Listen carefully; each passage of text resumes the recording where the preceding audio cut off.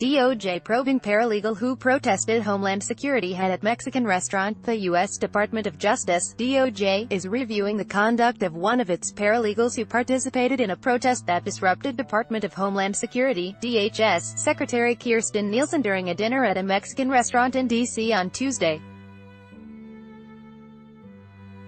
More than a dozen protesters with the Democratic Socialists of America, DSA, entered the restaurant Tuesday evening, with one giving a small speech asking, "Secretary Nielsen, how dare you spend your evening here eating dinner when you're complicit in the separation and deportation of over 10,000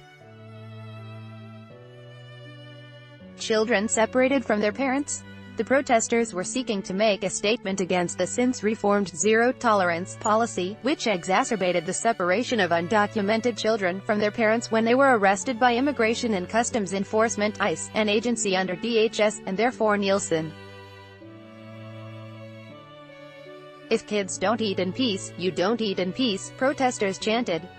One of the protesters was Allison Raber, a DOJ paralegal specialist. Raber caught the ire of conservatives, who called for her firing.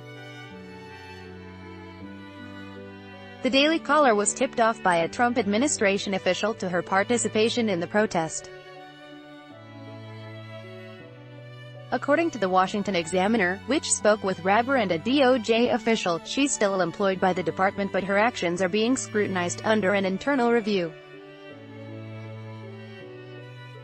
Her job could be at risk if the DSA protest was determined to be somehow illegal, but legal experts say that her behavior in the situation otherwise falls under free speech protections by the First Amendment.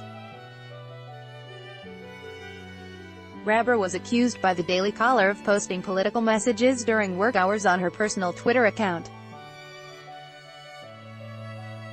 That could land her in trouble over the Hatch Act, which limits the political speech rights of government employees.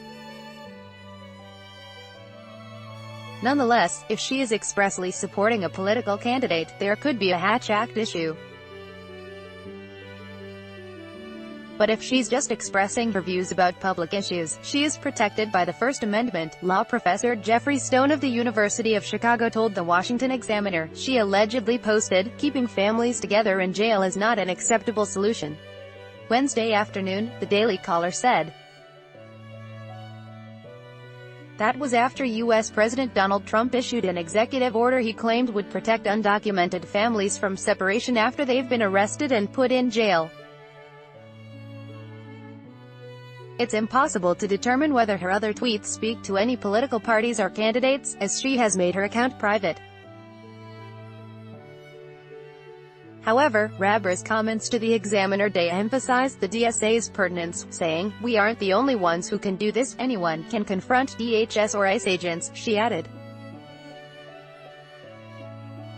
While Raber's Twitter account is locked, it is still possible to view her display name, which has been changed to Job Hever, if she was participating in behavior that constituted a breach of the peace or a trespass. For example, if the store owner ordered her to leave and she refused to do so, that would be unlawful. But so far as I'm aware, there was nothing like that here, Stone told the Washington Examiner. Heidi Kitrosser of the University of Minnesota, another law professor, highlighted a Supreme Court ruling applicable to Raber's situation. The court found in 1987 that a state employee in Texas was within her constitutional rights when she spoke to a colleague after former U.S. President Ronald Reagan was shot and said that should there be another assassination attempt, she hoped it would be successful. "I'd likely start with that case," she told the Examiner.